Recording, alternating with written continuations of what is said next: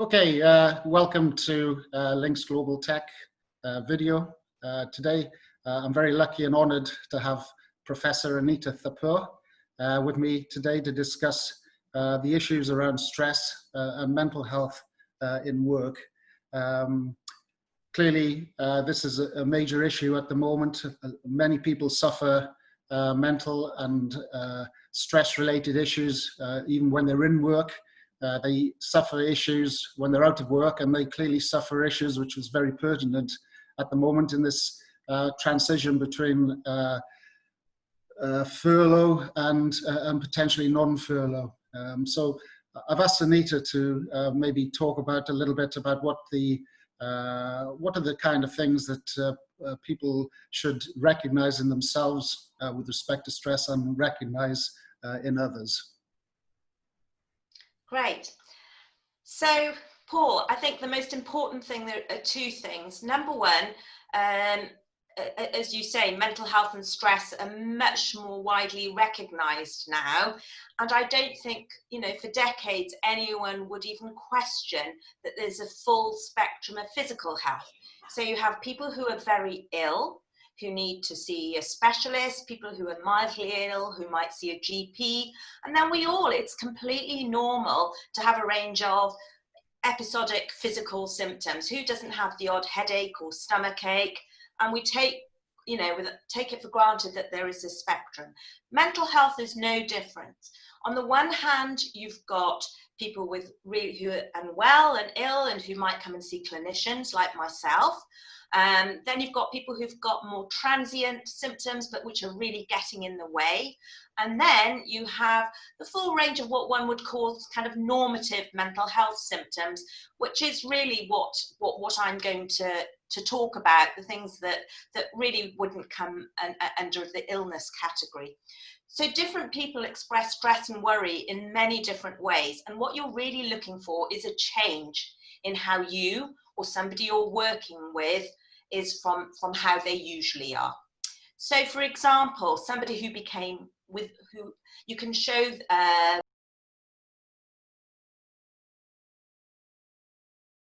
problems like with psychological symptoms, like expressing worries all the time or seeming sad and feeling sad. A lot of people withdraw when they're very stressed. So unusual patterns of withdrawal, failing to come into work, for example, not turning up to meetings. For other people as well, they can have disruption to things like sleep or eating less, eating more, sleeping less, sleeping more. And other people can also express stress through physical symptoms. For example, headaches, stomach aches, and various other sorts of symptoms. So there really is quite a huge range of different ways that people can express stress. And so there isn't one sort of answer. Where you should start worrying about stress in terms of trying to do something is where it starts, because that's normative day to day, is if it's prolonged, starts interfering with day-to-day activities, for example, looking after, doing daily things with children perhaps, or work-related, work performance starts falling off, or interpersonal relationships start deteriorating at work. So where there's a change and things are prolonged and start interfering, that's really when, I guess you can have a greater level of concern where you might need more specialized help. But the other range of symptoms can be temporary things that we all experience. Yeah, well, that's. I think I concur with you there, Anita. I think we all suffer a variety of symptomatic expressions of stress. I think the modern workplace is almost designed to create stress in individuals, and again, the balance of home and life and the support of family is also a big trigger. Then on top of that, if you're worrying about employment and the never-ending worries about children, etc., then it becomes quite a burden and quite a load. What kind of things do you think people could do to try to, you've mentioned about recognizing the stress symptoms, you can see them in other people. What can an individual do themselves to try to improve their own mental health? Okay, again, I think this is something really we should all be thinking of all the time, just in the way that most people would, well, many people would try and think at least about their physical health. We're all aware about the sorts of things that help, help prevent disease and are healthy. Well, it's just as important to look after your mental health. And the good news is that some of the things that look after your mental health are also good for your physical health. So, for example, exercise has been shown to reduce stress, reduce the risk of depression.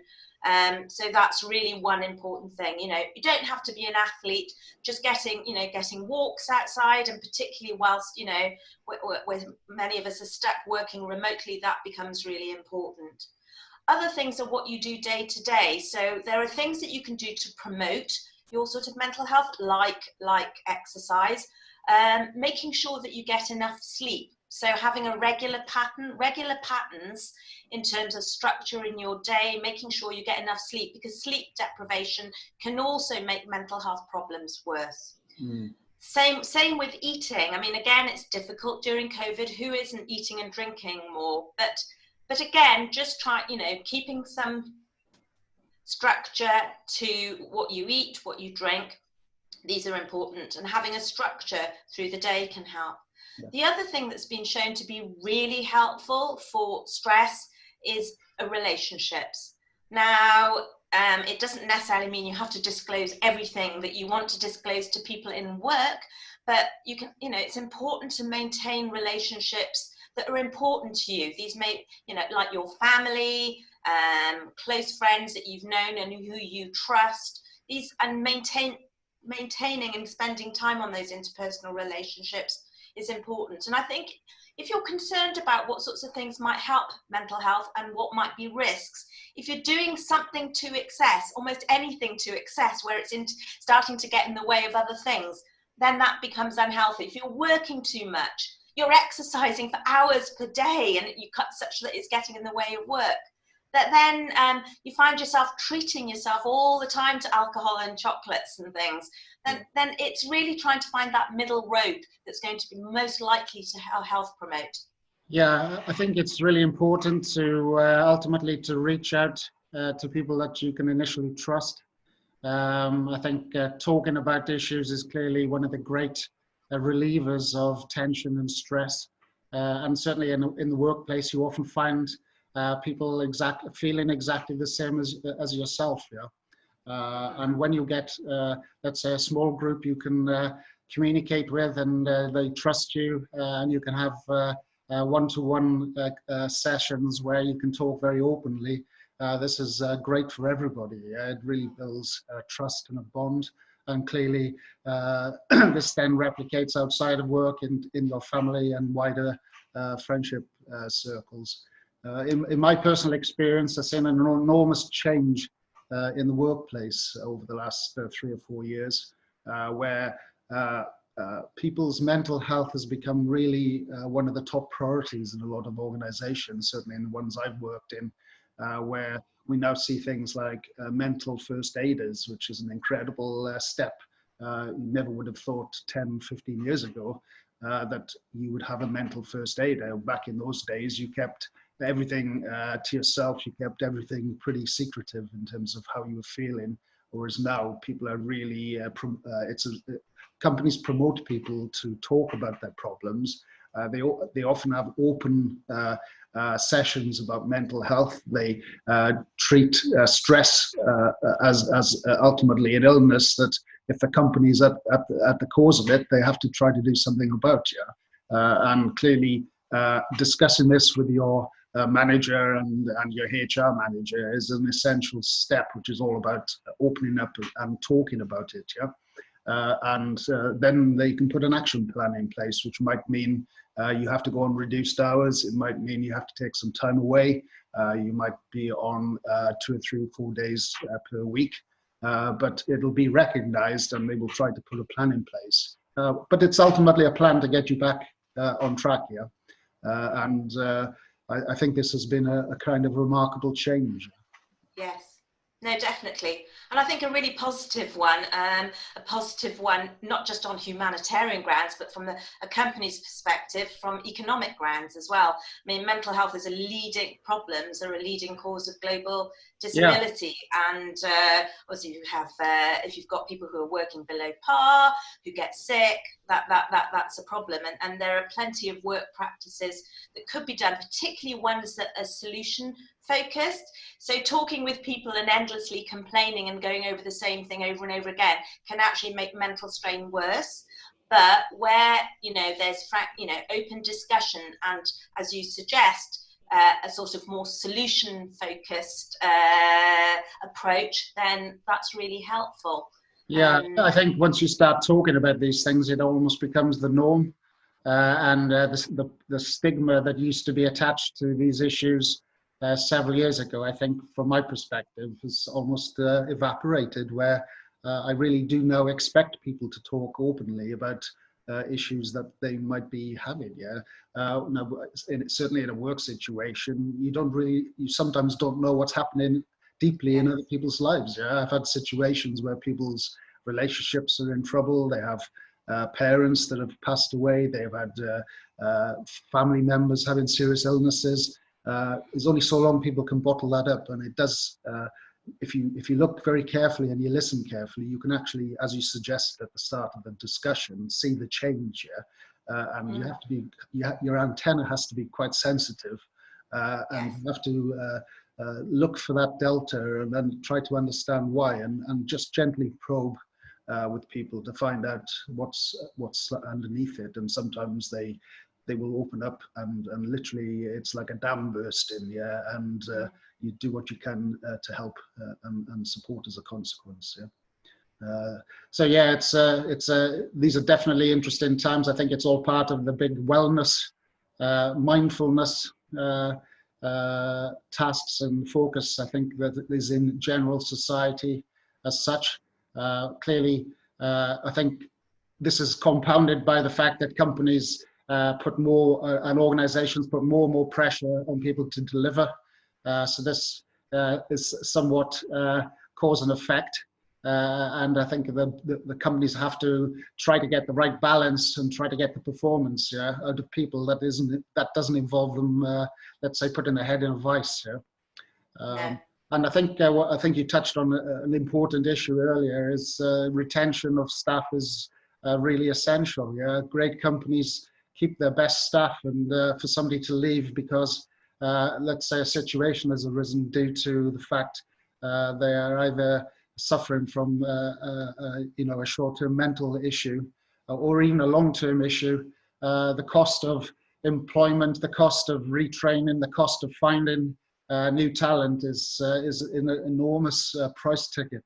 So just giving some compassion, giving some understanding, and giving some space for somebody to recover is something that will pay back as an investment down the line without doubt. And that also builds staff loyalty ultimately. Yes. If you work for an organization that really cares about you as a person, I think this is a really strong statement. I don't think anyone these days would work in an organization where you were treated in a kind of a box fashion. I think those days are pretty much have come to an end. Yeah, and I think it's good it's protected by legislation increasingly as well. If you've actually got a mental health problem or some sort of neurodiversity issue, then I think it's really really important that people are protected by legislation. And it doesn't necessarily mean that companies have to be concerned about pressure. There's an optimum amount of pressure where people's performance goes up, beyond which then it starts to decline. So it's not, we're not saying that, people can't cope with any pressure. It's just finding that optimum, and also creating a climate and environment that's conducive to mental health. And it could be really simple, like, hours worked, and encouraging, make sure people taking breaks, have space, family-friendly policies. These sorts of things are quite simple to do, but really important. Yeah, I fully agree with you, Anita. And again, I think companies are really, and I think this period of lockdown will possibly change a lot of attitudes at a lot of companies that haven't made that journey, where potentially coming into the office every day is not so important as a concept anymore. Clearly spending time in the car, commuting on a stressful stretch of motorway or in a busy town is not conducive to your well-being, and ultimately is dangerous to the environment. So I think that hopefully out of this situation that the whole balance of things will improve, and organizations will start to value the fact that people can be efficient and effective from home. This also then gives them a better work-life balance, which then makes them mentally stronger and happier, which then leads to higher performance. Yeah, it's a kind of obvious win ultimately. So Anita, maybe give the viewers maybe 3 things they should do if they feel like they're under any form of stress, regardless of the source. First thing is to recognize it. Improve your self-monitoring and monitoring of those around you. Just monitoring in a sort of more mindful way. I don't mean formal monitoring. The second thing is to really keep in mind what are the things that are going to promote your mental health, improve your mental health if you're under stress. What are they going, what is going, actually, could you be doing that's making things worse, or things around you? If this is in the workplace where, the solutions lie within the remit of your line manager in the work setting, then do consult with them. And if problems are really serious, carrying on and starting to interfere, do seek appropriate health professional advice. Great.